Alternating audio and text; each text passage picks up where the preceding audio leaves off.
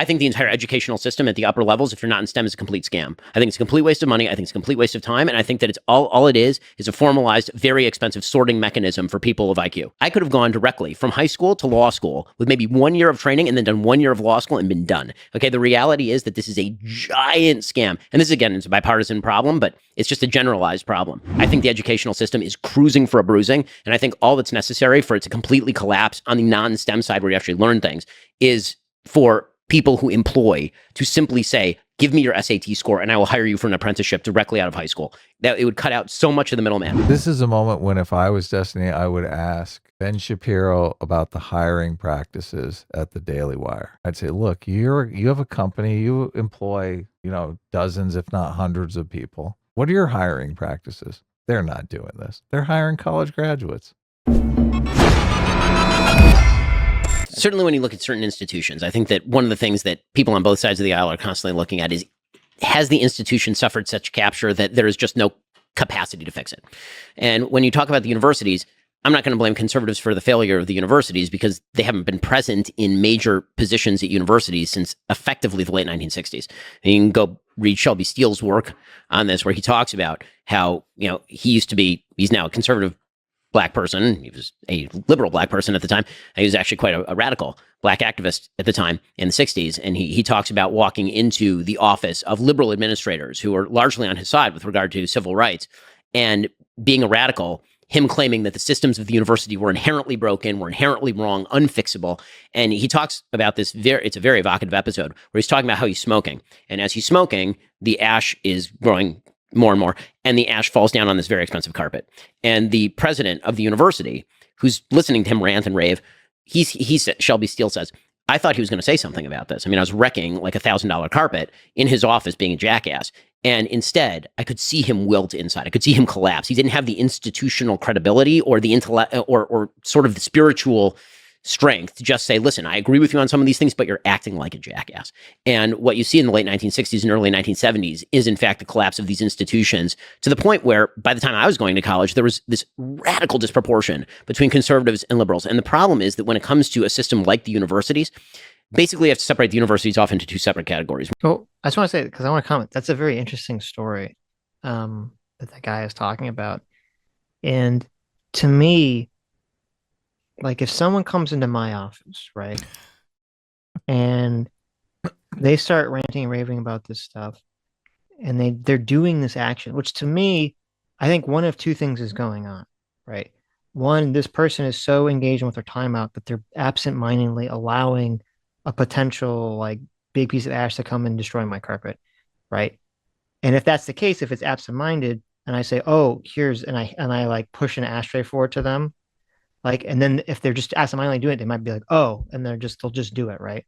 Mm-hmm. Or two, it's some kind of like dick measuring contest or power play thing, right? Where they're intentionally disrespecting you. And and at that case, it's like, I don't really care if I agree with you. I fucking hate your guts and want you to die, right? Yeah. Like, I don't give a shit what you're talking about at that moment. Like, go fuck yourself. Yeah. No, I like that.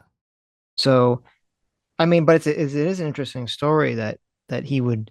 Now, Ben doesn't say here. I'd be curious to go find this guy's story to say, was he doing this intentional or not? Just to kind of piss on this guy's soul here to see if he would react to that. So. There are people out there that just, they enjoy pissing on people's soul. Oh, of course. Yeah. Of course. Yeah. I can't stand those people. Right. Look, I like everyone. I like to see people get their comeuppance. But just a lot of people do it to innocent people, or just, they don't deserve any. They don't have any comeuppance coming. Well, those people are bad. People who are powerless or have been powerless, right? Oh yeah, yeah. Very often engage in this mechanism, or there are also people that just have a sick emotional excitement to sort of rub their power in other people's faces. So. Yeah. One is STEM. Universities are still pretty damn good. American universities, when it comes to STEM, are still leading universities in the world. Harvard's main creations these days are coming from actual hard science fields. Then you have the liberal arts field, in which you basically have a self-perpetuating elite, because that's actually how dissertations work. if you have somebody who's very far to the left and you decide that you're going to write a dissertation on the history of American gun rights, the chances that that is going to be approved by your dissertation advisor are much lower than if you happen to write something that tends to agree with the political positions of your dissertation advisor. Now, listen, I think there are open and tolerant professors, even in the liberal arts at these universities. I went to these universities, right? I went to UCLA, I went to Harvard Law School. When I was at Harvard Law School, one of my favorite professors was Lani Guinier. Lani Guinier, they tried to appoint her, I believe, Secretary of Labor under Clinton, and she was too liberal, and she got rejected. So she was like a full-on communist. By the time I went there, she was great. We had debates every day. It was wonderful. She used to write me recommendations for my legal jobs after we left. Randall Kennedy, I don't agree with him very much. Randall Kennedy was a terrific professor. There are some professors who are like this. Unfortunately, there tends to be in these echo chambers more and more ideological conformity that is rigorously enforced, and it is by left on left. So, for example, when I was at Harvard Law School, the president of the university was another president who ended up being ousted, Larry Summers. Larry Summers had been the Secretary of Treasury under Bill Clinton, and he made the critical error of suggesting that perhaps the dearth of women in hard sciences in prestigious positions was due to possibly two factors that people were refusing to talk about. One was the possibility that women actually didn't want to be in hard sciences at nearly the rates that men do, which happens to be true. And two was the distribution of STEM IQ, right? Which is something that you certainly were not allowed to talk about. The idea that the men's bell curve when it comes to IQ, particularly on STEM subjects, tends to be shallower than the women's bell curve. So when you get to the very end of the bell curve, what you tend to see is a lot of really dumb guys and a lot of really smart guys. And so when you're talking about the top universities, maybe that has something to do with the disproportion. And he's trying to explain that to say that our systems are not discriminating. If we end up with more men than women, maybe more men are applying and more men are qualified. That's quite. He was ousted for that by a left-wing faculty and general alum network at Harvard University. So there's a lot to blame conservatives for surrendering the playing field. I totally agree that conservatives should not have surrendered the playing field in some institutions. Colleges were surrendered a lot earlier than 20 years ago. They were surrendered in the late 1960s, early 1970s. Yeah, so I think that a couple things. So one of the big issues that I have with kind of like this, I don't know if we call it era of Trumpism or populism, is this total disregard for institutions and this disconnect from participation in the system. So it's one of the big things that I fight with progressives about, who cares, because they're all 20 years old, they don't vote anyway. But it's another thing that I notice with a lot of people that are Trump voters, Trump fans, or whatever, is this idea where we say this institution is irrevocably destroyed. It's irredeemable. It can't be saved. Nothing that we do can fix it. And I think that what that leads people to doing is, one, they disconnect further, and then two, there's a general hopelessness when it comes to how society is like ran or structured, such that you fall into that populist brain rot of the only person that can save me is Donald Trump. I can't trust literally anything. And I think that when you start driving people into that direction, all it does is it further amplifies all of the problems that you're complaining about. So that's one of the reasons why when we talk about like conservative participation, I want there to be more conservatives that are trying to participate in academia, but I feel like the leading thought or the leading speaking out against it is basically saying it's a waste of time. It's completely lost. So I think that So I do agree with that. And I think this is why DeSantis actually did a maneuver here that I kind of shocked he didn't do more in Florida and other governors haven't done. Because you ask yourself, okay, like what's the solution, right? To all these, so like all these colleges being like totally captured by wokeness. And I think the only solution at this point is for governors in red states and red state legislatures to basically enact force upon state schools to just drive all the woke shit and woke people out of these colleges and college administrations. I think that's really, and DeSantis did that with Newcastle, Florida. I don't know if maybe other states are doing it. It just wasn't as widely reported on. But I think that's really the only solution to fight back in the state schools, to try, like, obviously that's not going to work necessarily in private schools, but in the state schools is to fix these problems. Because if you don't, I think you create the same problem that Trump created with the mail-in voting, where if you just keep complaining about mail-in voting and how much it sucks, then Republicans don't do it. And then obviously Democrats are going to get a landslide with mail-in voting, right? Yeah. You got to compete.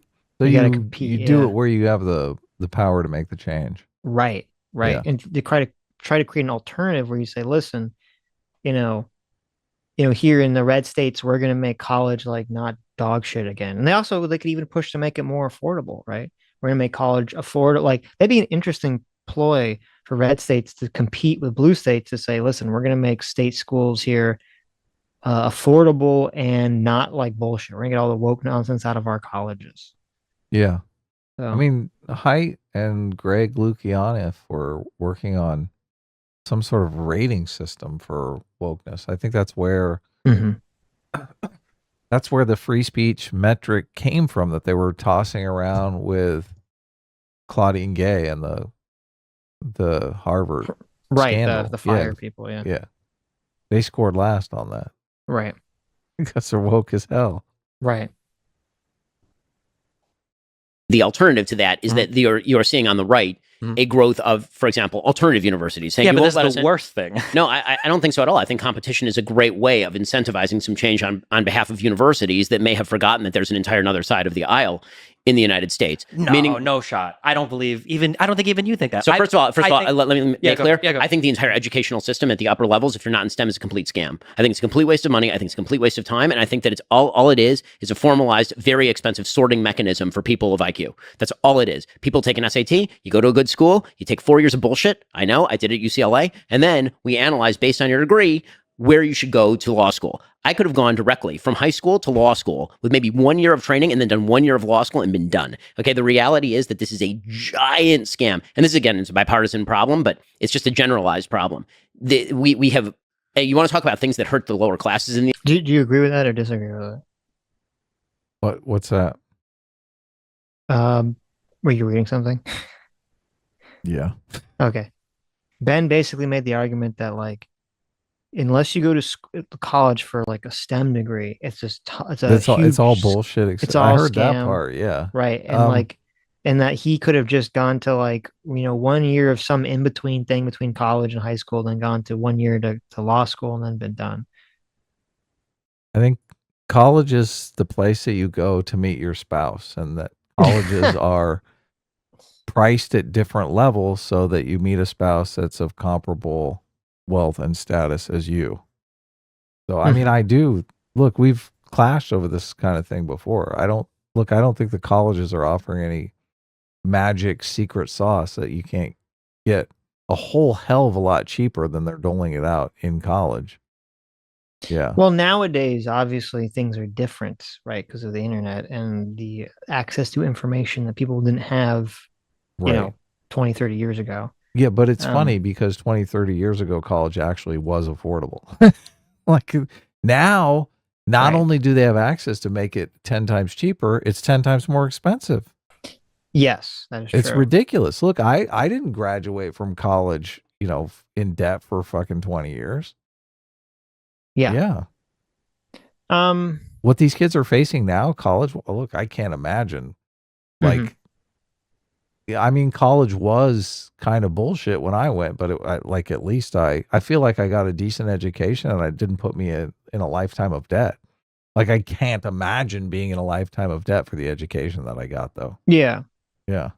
But I mean, know I didn't go to an Ivy League school. I went to a state school, but even the state schools now, I've looked at comparable schools to the school that I went to, and I'm like, it's so crazy. It's crazy how expensive college is now.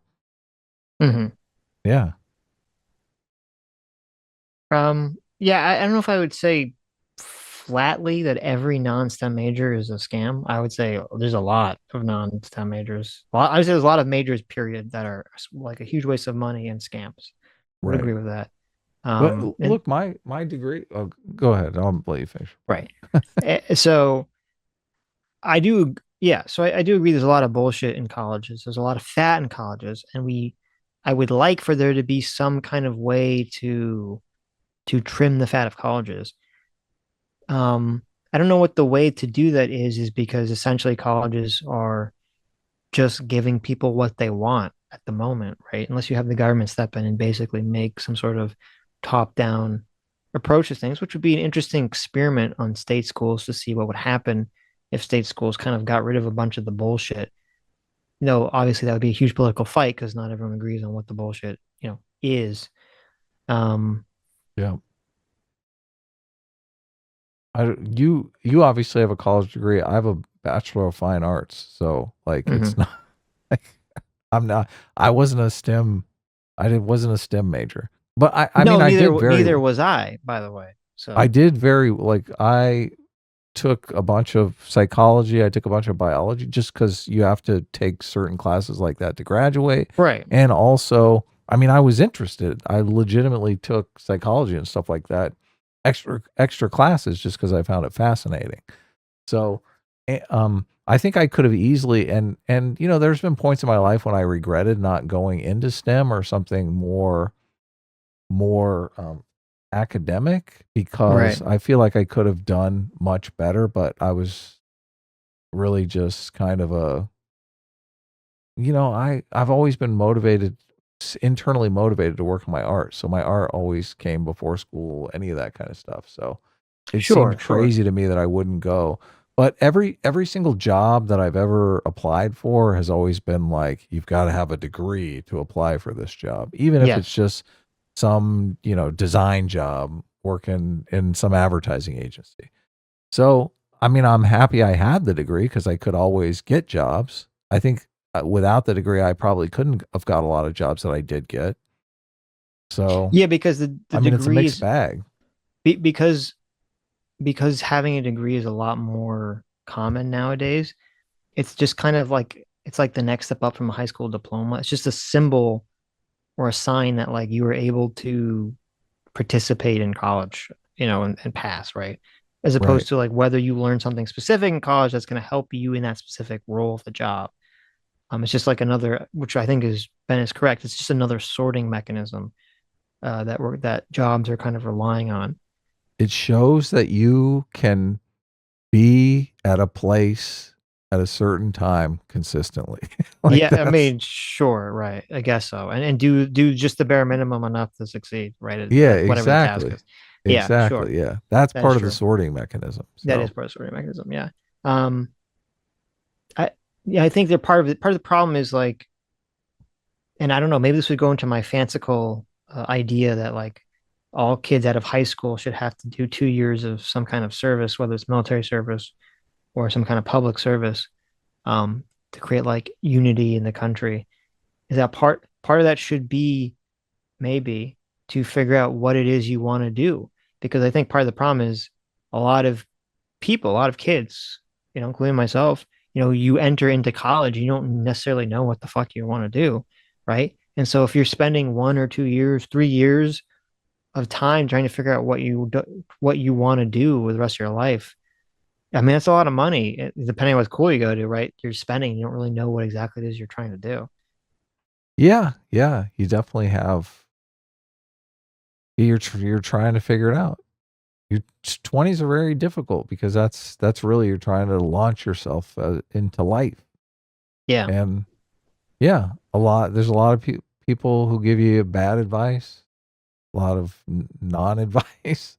I just look, college, I don't, unless some people do go into college are like, look, I'm going to be a dentist, right? I'm going to be a surgeon. I'm going to be a biologist, right? Sure. Right. I'm going Yeah. to be a geologist, If you have a very clear idea of what you want to do, right? and what you want to do is a field that like has a lot of utility and ability to pay well, then okay, more power to you, right? Like Yeah, feel of free, yeah, course. Of sure. course. Yeah. Yeah, I'm really I'm fascinated by science and stuff like that. I've always just loved art, and I've always been drawing and painting since I was a kid. I always just assume, look, I'll just go to college for that. It'll be fun. Who cares? Right. Yeah. Well, no, I guess I did. I did study industrial printing to kind of get a fallback. I figured I could always work in a print shop. That's something I know. So, but I never had to. Mm-hmm. Yeah. The United States, the bleeding of degrees up is so wild and crazy. There's so many jobs in the United States that should not require a college degree that we now require a college degree to do, because there was this weird idea that came over Americans where they mistook correlation for causation. They would say, oh, look, people who go to college are making more money than people who don't go to college. Therefore, everyone should go to college. Well, maybe. See, the part that I disagree with here is I do think in general people today are just complete and utter fuck ups. And look, I don't think you need a college degree to do certain jobs, but you have to be there, right? Well, Just like, I don't know. I do agree, I think, with what Ben said here. I think it's a good point because it's like it's the problem is it's a feedback loop that feeds into itself. So people look at, and I get it, like you have people coming back from World War II, Vietnam, all these other things, and they're like, okay, we should like everyone in America should have the ability to get a college education if they can, right? And turn that into a career that pays well. Like I understand the intuition there. That's a good intuition to have. The problem with that is that then if essentially you have there's a twofold problem. Then if you have the government is basically incentivizing people to go to college by the mechanism of creating a lot of loan guarantees to kids as opposed to just forcing the schools to not charge so much, that that creates an incentive for the colleges to keep charging more and more and more money. This is what's driving the inflation. Yeah. Yeah, that is what is driving the inflation of college education because it's not being, and the Republicans are correct here. It's not the college is not being limited by normal free market principles of supply and demand, essentially. This is what happened in the housing market when they would write loans for any size to anybody. All of a sudden, look, you've got 10 houses and you've got 20 bidders, and you've got the bank coming in going, I'll give infinite amount of money to anyone so you can bid whatever you want. Yeah, no, that's the What's exact gonna same thing that happen? happened. Right, that's the exact same thing that happened in the housing crash, except it wasn't the government was not the one that was creating the problem. No, the Right. banks were. Obviously, banks were, yeah. the bank wants to write a bigger loan because they make more money More off of a money, bigger right? loan. Yeah, Yeah. they're And they they're don't care if ruining you're ever going to pay it back, and they right. don't They're care if the ruining housing market goes up. exactly. They're ruining the normal supply and demand process here. So that good, but this is a problem that we see a lot in politics. There's a good intention here, and then it kind of leads to this like weird outcome that actually turns out to be horrible.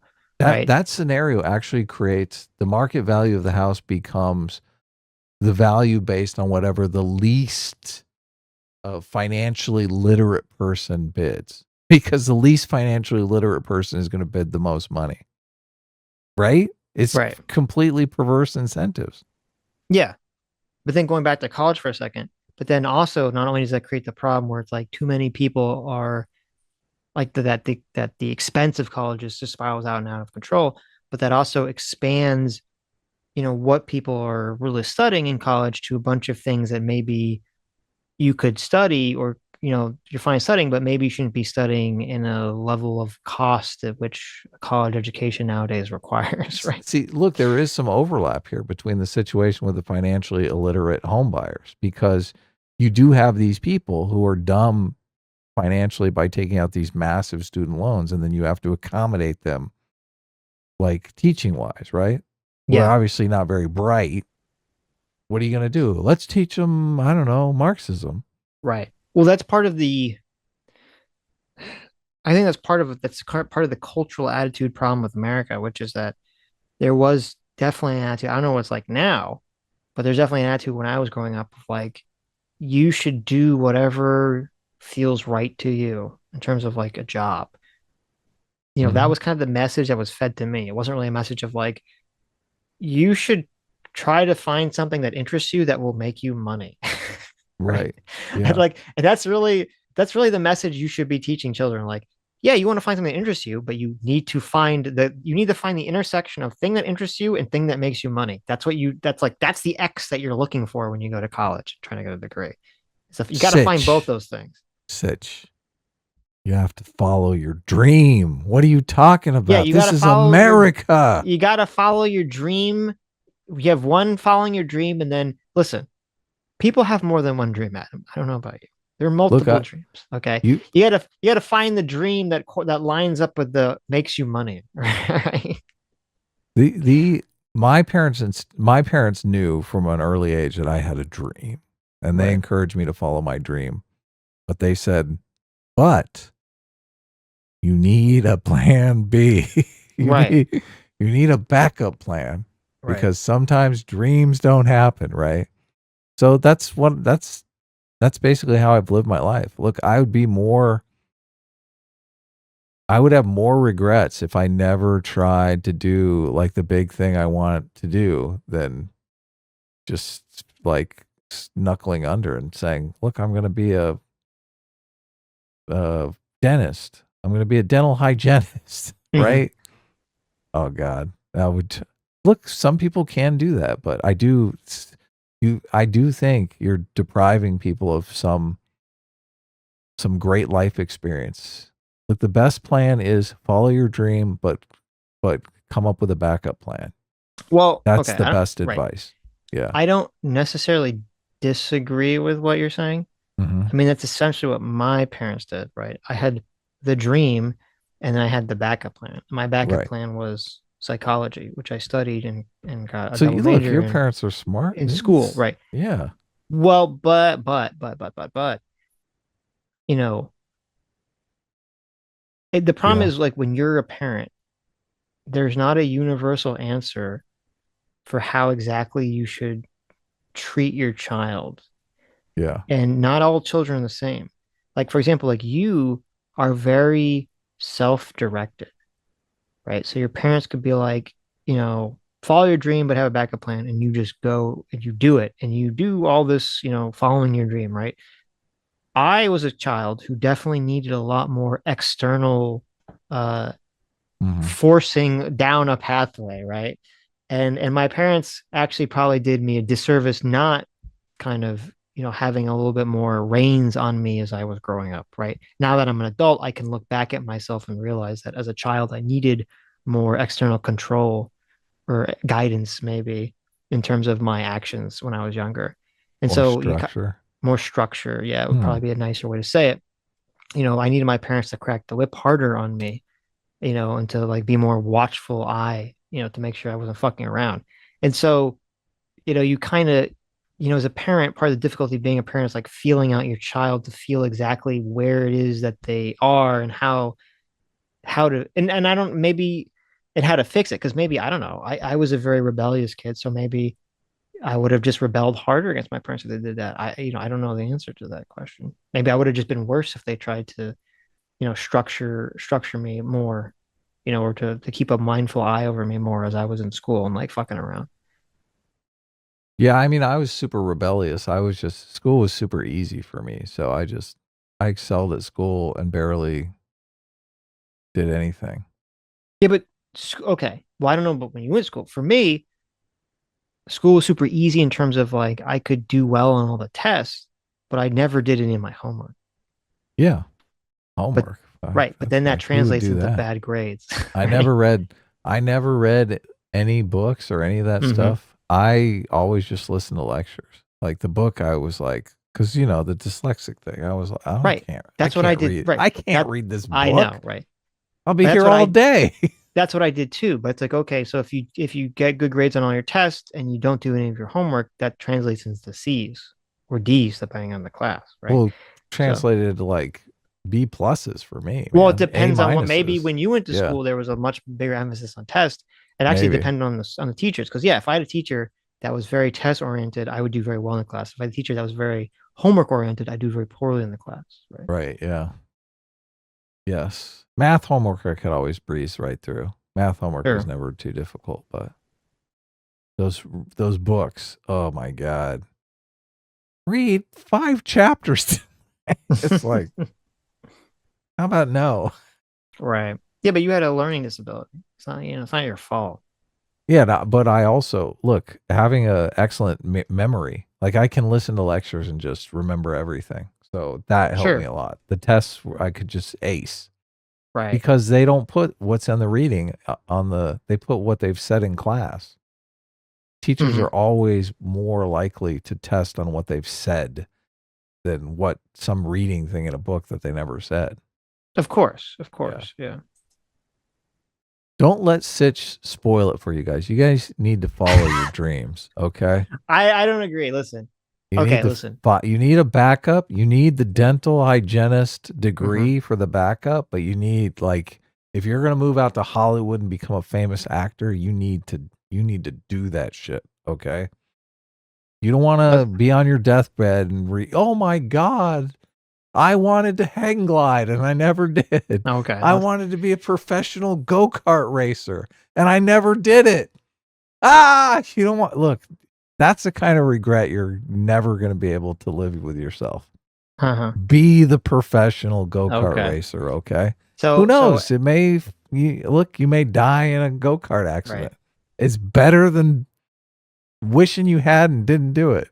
So you obviously you being you out there listening to this, you know Look, yourself I better. I literally moved to Hollywood. I know So, you did. Yeah. I know you did. Right. If you're the type of person who's gonna go move to Hollywood and try your gambit there, okay. If you're the hyper self-motivated person, self-energized person like Adam is, I agree. Follow your dream and have a backup plan, right?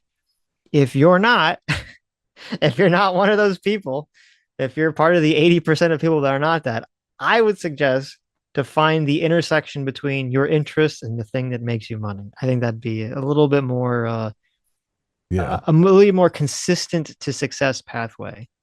So Yeah, you there you gotta go. look, you gotta figure the money thing out. That's just, yeah. Well, obviously, yeah, if you're well off, you can do whatever the fuck you want. Who gives a shit, right? I'm talking to people that, That's aren't. generally who you're competing against as Yeah. soon as you move to Hollywood. You're like, oh my God, everyone here has rich parents. There's a bunch of Nepo babies here. Yeah. Yeah, exactly. What? You've been an intern at this studio for 2 years? How did you do that? Oh, your parents are paying for everything. Okay, there Right. you go. That makes sense. Look, I'm waiting tables over at the Chinese restaurant. Yep. The reason is because people who are going to college were better qualified for particular jobs because on average, not all the time, but on average, a lot of those people were smarter and making more money because of that. And so all you've done is you've now created these additional layers of stratification. So a person who used to be able to get a job with a college degree now has to have a postdoc degree in order to go get that degree. A person who used to be able to just graduate high school, now it's de facto, you got to go to JUCO and then you got to go to college, or nobody's even going to look at your resume. It's really, really terrible for people who can't afford all of that. It's led to this massive increase in educational cost that is inexplicable other than this particular sort of bleed up. And by the way, federal subsidies for higher education. Again, one of my problems with federal subsidies for higher education, I'd love for everyone to be able to go to college if qualified to do so and if it is productive. But one of the things I did when I went to law school is I took loans because a bank said I was going to get my money back if I got a law degree from Harvard. But you know when you're not going to get your money back? If you're a bank, you're not going to lend to some dude who wants to major in, art theory, because is that a good bet? There's no collateral, right? Hey, I majored in art theory. What the fuck? I give a loan for a house, I can go repossess the house. How do I repossess your garbage college degree from UCLA? There's no way to do that. So, this is the broader conversation about education in general. I think the educational system is cruising for a bruising. And I think all that's necessary for it to completely collapse on the non-STEM side where you actually learn things is for people who employ to simply say, give me your SAT score and I will hire you for an apprenticeship directly out of high school. That it would cut out so much of the middleman. But as far as the general point that you're making about institutions, I may disagree on the education and how far it's gone. In general, I agree with you. So it's in general, I agree. And I guess to use my favorite longest word in the English language here, I would consider myself in many cases an anti-disestablishmentarianist. Nice. Right? You see, I like to drop that. That's it, because if you're an establishmentarian, that means you like In the opposition to the disestablishmentarianism. Right. Sorry. So I'm an This is a moment when if I was Destiny, I would ask Ben Shapiro about the hiring practices at the Daily Wire. I'd say, look, you have a company, you employ, dozens, if not hundreds of people. What are your hiring practices? Are you doing this? Why don't you just do this? Right? Just take the SAT score and, stop hiring college graduates. They're not doing this. They're hiring college graduates. So Can you say that word, Dustin? That's the one we all learned growing up. Anti-disestablishmentarianism is there the you longest go. word in the So dictionary. he We've is all- also. Oh. But I and then think some kid in your group would say, well, what about supercalifragilistic? And then you would what about pneumomicroscopic I thought it was sesquipedalian. Isn't the or the science terms. Yeah, exactly. Or what about the 7,000 letter thing that's from part of biochemistry? I got my education in the Soviet Union, so we just did math. We didn't learn any of this. That's why you're a useful person. Soviet Union math was at 1 + 1, how to make that equal 3? We know long words, and he So streams what? on the internet, and I talk for a living. So anyway, yeah. the point is that I don't disagree that there is a general populist tendency on all sides of the aisle to look at the institutions and then throw them overboard. I think that some of that is earned by people who are in positions of power at institutions who have completely undermined the faith and credibility of those institutions. I think that you have to examine institution by institutions which ones are salvageable and which ones are not. So I'm not a full anti-disestablishmentarianism. I'd be partially in that camp. There are certain institutions like higher education in the liberal arts that I think we may be better off without. And then there are certain institutions like, say, participation in American government, where when people talk about we need a revolution, I'm like, no, we don't. That's not a thing. We need an evolution. We need change. We can use the system. And you know, but I think you have to establish, you have to look at it industry by industry, you know, Just curious, institution by institution. on that position on institutions, do you think Biden or Trump would side with you more? As far as the institutions, Yeah. I think the institutions in the United States at the governmental level are robust. I think the social institutions are failing. Yeah, but I'm just curious on your general view of institutions. Do you think Biden or Trump would side with you more on how you view them? I mean, I think that in rhetoric, Biden would, and then I think that he would tear out the face of the institution and wear it around like a mask, like Hannibal Lecter. I mean, that's Even my though he actual resisted some people's calls to like pack the court and yes, because I think that his use of executive power was greater than that of Donald Trump. The power that he had, he used to greater effect than Donald Trump. Donald Trump, again, thrashed up against the sides of the box, but could not get out of it. okay. So I think I would say that you know, I would agree with Ben that Trump obviously is going to at least more outwardly, you know, rip up the institutions, right, and destroy them. And I thought where he was going to go with this, where he didn't, where he said like Biden's going to wear the mask, you know, he's going to gut them, but he's going to wear the mask of the institutions. Was I think the problem with Biden, which I would agree with that imagery, but not the argument that Ben put forward, is that by allowing wokeness to fester, you are allowing a socialist communist subversion of all of our institutions and of our democracy, and that will eat away things from the outside. So it's like, okay, so you have Trump who wants to tear everything down from like the outside, just like rip it all down on one end, and then you have, you know, the left allowing the commies to infiltrate this like parasite to infiltrate from within and then eat everything, so that there's just like this mask that's like pretending to be this thing that's no longer is, you know, a capitalist democracy, but it's just like socialism. Right. And That's so, you know, I don't even know what the answer to that question is, right? Like, yeah, Trump might destroy like the institutions faster, but I think the problem is with the left and with Biden is basically allowing this to occur, is just allowing the institutions to be rotted from within. right. For just on a real quick, because on the that answer went. And these are our two choices. So get fucked, everybody. Very These sad. are our Very, two very sad. choices for the presidency. Hi, you just listened to a clip from the Sitch and Adams show. If you like what you heard, you can listen to our live show right here on this channel on Sunday, starting at 1 p.m. Pacific, 4 p.m. Eastern. And if you want, you can super chat us. We read $20 and up super chats on the show and then do a follow-up stream on the following Tuesday where we read the rest of the unread super chats and interact with fans of the show. Subscribe to this channel right here to listen to the live show or to listen to more of our awesome clips.